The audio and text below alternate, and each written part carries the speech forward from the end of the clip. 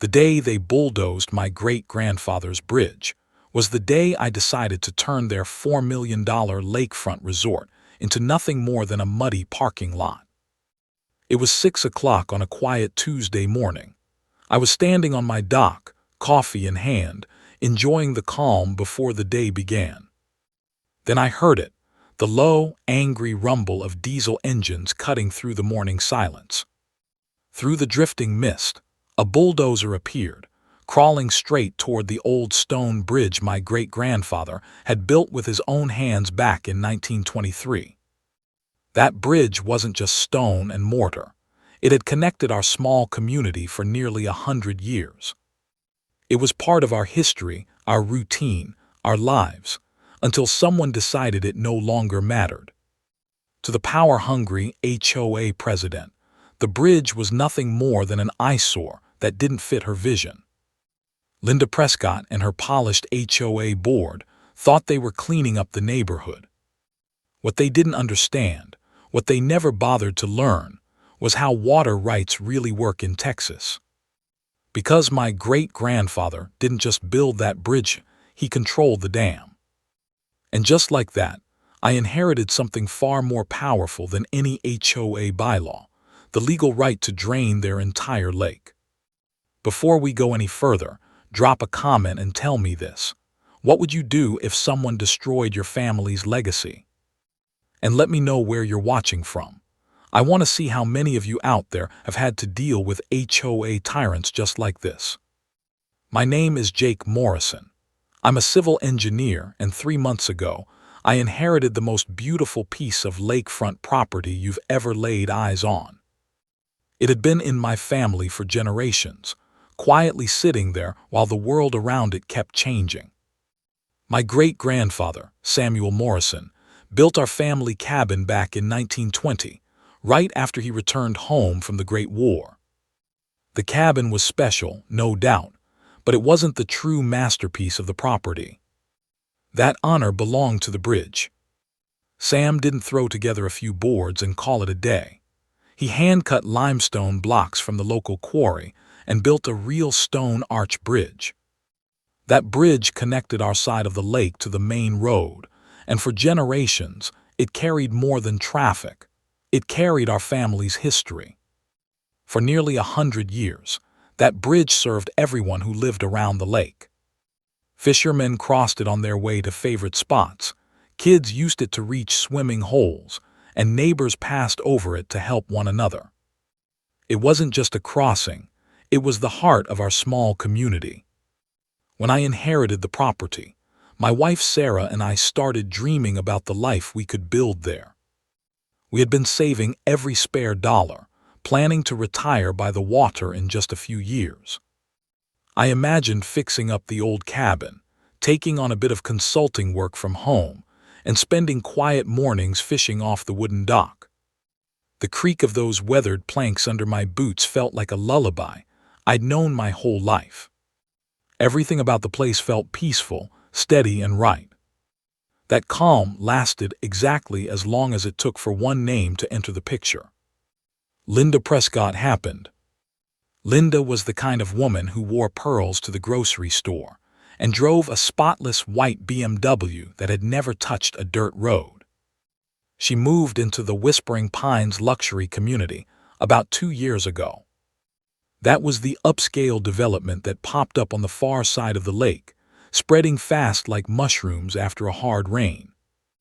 Within 6 months of arriving, she had smoothly maneuvered herself into the HOA presidency.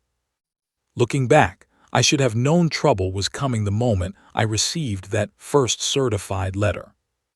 The envelope had a certain official weight to it, the kind that makes your stomach tighten before you even break the seal. You already know that feeling, when bad news announces itself before you've even read a word. Inside was a letter on Linda's sugary sweet letterhead, polite on the surface and sharp underneath. It declared that my bridge violated the community's architectural standards. And according to Linda Prescott, that bridge had to go. I actually laughed out loud when I read it. That bridge had been standing since long before her development was anything more than open cow pasture. But Linda had done her homework, or at least she believed she had. Her letter cited HOA Covenant Number 47B and detailed architectural review requirements. It threatened me with $500 a day in fines if I didn't remove the bridge within 30 days. That was the moment I headed up to my grandfather's attic and started digging through old boxes. Musty papers filled the space, smelling like dust, age, and forgotten time. They weren't pretty, but they were legal documents, and that's what mattered. I uncovered the original survey maps and the old deed records. Most importantly, I found the grandfathering clause that specifically protected existing structures. My bridge was literally older than the HOA by 8 decades. Armed with my paperwork, I showed up to the next HOA meeting at the community center. You know that smell those buildings have: floor wax, stale coffee, and a faint scent of disappointment hanging in the air. That night was my real introduction to HOA politics. I spread my documents across the folding table like I was laying down a winning poker hand. "Ladies and gentlemen," I said calmly, "I believe there's been a misunderstanding." Linda barely even glanced at the papers in front of her. Her response still makes my blood boil when I think about it. "Times change, Mr. Morrison. Progress requires sacrifice," she said. She delivered it with that condescending smile, like she was explaining basic math to a child. The board vote was a foregone conclusion, 5-2 in favor of enforcement. Linda's allies, all recent arrivals with more money than sense, easily outnumbered the old-timers who still remembered what community actually meant. As I walked back to my truck after the meeting, gravel crunching under my boots, something finally clicked. This had never been about architectural standards or some shared vision of the neighborhood. This was about power. Linda looked at my humble bridge, my working man cabin, my beat-up pickup, and decided I didn't belong in her idea of an upscale community. She didn't just want the bridge gone, she wanted me gone. That night Sarah tried to stay hopeful. Over dinner, she squeezed my hand across our small kitchen table and said, "We'll fight this together." "You've got the law on your side," she reminded me. I nodded and smiled, but inside, doubt was already creeping in. What I didn't know yet was this: Linda Prescott had picked a fight with the wrong engineer. You see, I didn't just understand building codes and property law. I understood water. Linda didn't waste any time moving from threats to action. 3 days after that board meeting, I was heading out to work when I spotted 2 men standing near my property line. They were wearing matching polo shirts, security guards, at 7 in the morning on a Wednesday. "Morning, gentlemen," I called out, coffee mug in hand. "Y'all lost." The older one, built like a retired linebacker, pulled out a clipboard. "HOA Compliance Patrol, sir," he said. "We're documenting violations." I nearly choked on my coffee. Violations like what? He didn't hesitate. Grass exceeds HOA standard of 3 inches in multiple areas. Dock requires repainting per aesthetic guidelines, the guy read aloud. Storage shed needs pressure washing. He went through the list like he was reading items at the grocery store. Over the next 2 weeks, these clowns wrote me up for everything short of breathing too loud. My mailbox was apparently the wrong shade of black. My welcome mat didn't meet the HOA sizing rules.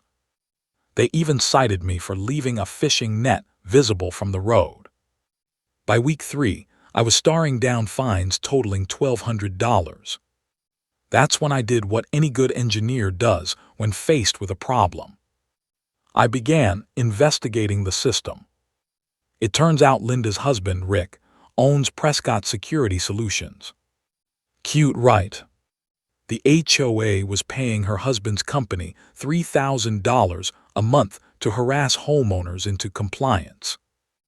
I spent one evening digging through the state contractor licensing website and found something interesting. Rick's security license had expired 6 months ago. He had been operating completely illegally the entire time. Here's a little knowledge nugget for you. In Texas, HOA security must be licensed, just like any private security firm. Most aren't. Always check credentials before letting them cite you for violations. But I wasn't done digging. I called in a favor from a buddy who does commercial inspections, and we took a walk around Linda's pristine property one Saturday morning. Her deck extension had no permits, and her pool house was built 6 inches over the setback line. That fancy Japanese garden she was so proud of, according to the original survey I'd found, it was 3 feet onto my property. Linda had been trespassing for 3 years without a second thought. The following Monday, I filed complaints with the state licensing board about Rick's security company. I also requested a full survey of the property line to confirm everything. I didn't make a spectacle of it. I treated it like any other engineering problem, calmly, methodically. Document everything. Follow proper procedures. Let the facts speak for themselves.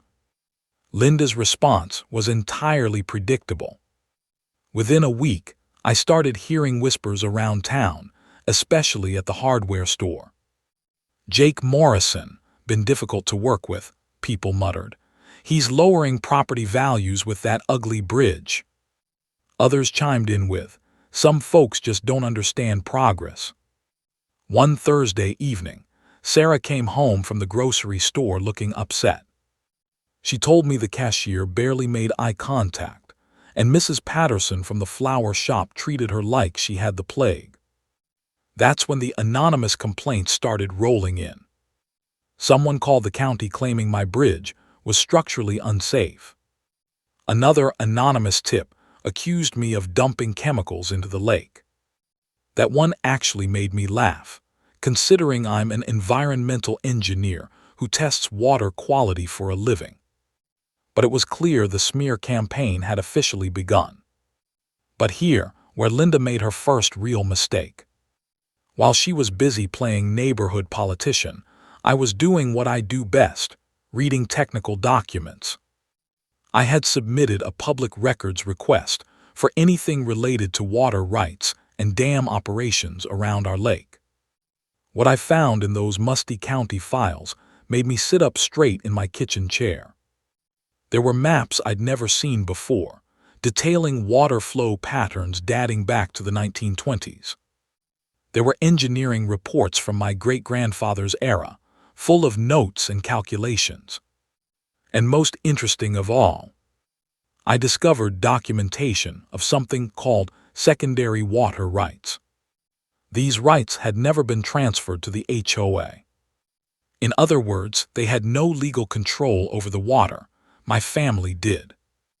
I spent that weekend walking around the lake with a surveyor's eye, studying how the water actually moved. Every current, every ripple, every natural flow pattern, nothing escaped my attention. The resort Linda constantly bragged about, the one she claimed would bring class to the community, had a major weakness. Their entire operation depended on stable, predictable water levels. Their boat docks, the lakefront dining, even their million-dollar water features, all of it assumed the lake would stay exactly where it was. And yet here I was, staring at the irony, smelling diesel fuel still lingering from their construction equipment. Linda had been so laser-focused on my little stone bridge that she'd never bothered to understand the bigger picture. She didn't see the vulnerabilities hiding in plain sight. And I did. I drove home that evening with a new understanding of my situation. Linda thought she was playing chess, moving her HOA pieces around the board to force me out. But she didn't realize I wasn't just another homeowner she could bully. I was the guy who understood how the water worked. Linda's next move hit with the subtlety of a freight train. I was sitting in my home office one Tuesday morning when I heard trucks pulling up outside. Not just one truck, 3 county vehicles, and a man in a hard hat carrying the kind of clipboard that immediately ruins your day. "Jake Morrison?" he asked, clearly wishing he could be anywhere else. "Anonymous tip about structural concerns with your bridge. I'm here to conduct a safety evaluation." I could practically smell Linda's expensive perfume lingering in the morning air as the inspection dragged on for 4 hours. The inspector crawling over every inch of my great-grandfather's stonework with calipers and moisture meters. Officer Malik gives Karen one last warning look, the kind that says, "Don't make me come back here for this nonsense," then heads back to his cruiser. The neighbors start drifting away, murmuring, some shaking their heads, others shooting Karen dirty looks like they've finally seen the wizard behind the curtain's smirking face. Karen stands there fuming, phone still in hand, face twisted like she swallowed a lemon whole. She points at me one last time. "This isn't over," she hisses, then stomps off down the sidewalk, heels clicking like angry Morse code. Sophia squeezes my arm, whispering, "Ahmed, thank you." Her voice is small but steady now. We go back inside, lock the door, and for the first time in weeks, the house feels like ours again, no more waiting for the next shoe to drop. But Karen, she wasn't done digging her own grave, not by a long shot face with tears of joy. Monday rolls around and the $800 emergency assessment email is still burning holes in everyone's inboxes. People who never spoke up before are now replying, all with questions. Why are we paying for security because of one family's parking issue? Can we see the quotes for these upgrades? This smells like retaliation. By Tuesday afternoon, the HOA board's group chat, which I'd been added to after the last meeting as a complaining member, is exploding. 3 board members, normal working folks with day jobs, start asking pointed questions about the assessment. One of them, Linda from down the street, retired teacher, sharp as a tack, drops this bomb. "Before we vote on any special assessment, I want to see the full financials, including the records request Ahmed submitted last week." Karen tries to shut it down. "This is harassment. The request is under review for privacy concerns." Linda fires back instantly. "Privacy? We're all members. State law says we get those records within 10 business days. It's been 12. Where are they?" Crickets from Karen. Wednesday, I get a call from Sarah Khan, my attorney. "Good news and better news," she says, sounding almost cheerful. "The financials finally arrived after I sent a certified letter reminding them of penalties for noncompliance. And guess what? There are irregularities." She pauses for effect. Several unexplained vendor payments to a landscaping company owned by Karen's nephew. Over $18,000 last year alone, way above market rates for the work done. No competitive bids on file. Also, some administrative reimbursements to Karen personally, mileage, supplies that don't match receipts, and the pool maintenance contract, renewed without board vote, to a friend of hers at 30% above previous rates. My coffee nearly comes out my nose. So, embezzlement. Not quite provable yet, Sarah says, but enough red flags to demand an audit. And since the association has fiduciary duty to all members, ignoring this could open them to lawsuits. Personal liability for board members who knew and did nothing. Thursday night, emergency board meeting. Again, this time the community center is packed, standing room only. Word spread fast about the financial request and Karen's stonewalling. I walk in with my folder, Sarah's notes tucked inside. Linda's there early, arms crossed. Dave, my neighbor, sits front row with a notepad like he's ready to audit on the spot. Karen calls the meeting to order, voice tight. "We're here to discuss the invalid records request and..." Linda interrupts. "Point of order, we need to address the financial discrepancies first. Motion to hire an independent CPA to audit the last 3 years' books." Seconded immediately by 3 others. Karen's eyes dart around. "That's out of order, we..." Vote happens fast, 7-2 in favor, her 2 loyalists vote no, motion passes. Karen's face drains of color. "This is ridiculous, you're all being manipulated by..." Dave stands up calm as anything. "Karen, sit down or we vote on your removal next." The room goes dead quiet, then someone in the back mutters, "Second that motion." It spreads like wildfire. By the end of the night, a special election is scheduled for 2 weeks out. Recall vote on the entire board, starting with president. Karen storms out again, 3rd time's the charm, muttering about lawyers and slander. The next 2 weeks, pure chaos for her, pure satisfaction for everyone else smiling face with horns. Neighbors start comparing notes. Turns out Karen's nephew's landscaping crew barely showed up half the time, photos of overgrown common areas while her own yard looked like a golf course. One guy found old emails where she approved payments to herself for office supplies that included fancy garden gnomes for her personal collection. The CPA audit paid for by HOA funds per bylaws confirms it. Over $32,000 in questionable expenditures tied directly to Karen and her circle. Not full-on jail-level fraud yet, but enough to breach fiduciary duty big time. Recall vote day arrives. Turnout is massive, highest in years. Ballots counted publicly in the community center under fluorescent lights that buzz like victory anthems. Results: Karen removed as president and board member, 81% in favor. Her two cronies also voted out. New interim board elected on the spot, Linda as president, Dave as treasurer. Karen doesn't even show up. Word is she was seen packing boxes into her SUV that afternoon, real estate sign already in her front yard by evening. Turns out, facing personal liability for the misused funds HOA could sue her to recover, plus the humiliation, she decided to sell and move. Last I heard, she relocated to some quiet condo complex with no HOA. Irony much? Face with tears of joy. The new board, first order of business, rescind that $800 assessment, drop all fines against us. Revise the bylaws to require competitive bids, term limits for officers, and mandatory financial transparency. Sophia's car got repainted on the HOA's dime as a goodwill gesture. No more anonymous notes, no more pie lurking. Neighbors wave now, actual friendly waves. Saturday mornings, we sit on the porch with coffee, watching the world wake up. No pounding doors, no sirens, just peace. And sometimes, when the wind's right, I swear I can still hear those heels clicking away in the distance, getting fainter, every day relieved face. So yeah, if your HOA prez is on a power trip, document everything, know the rules better than they do, rally the neighbors when they overreach, and watch the mighty fall.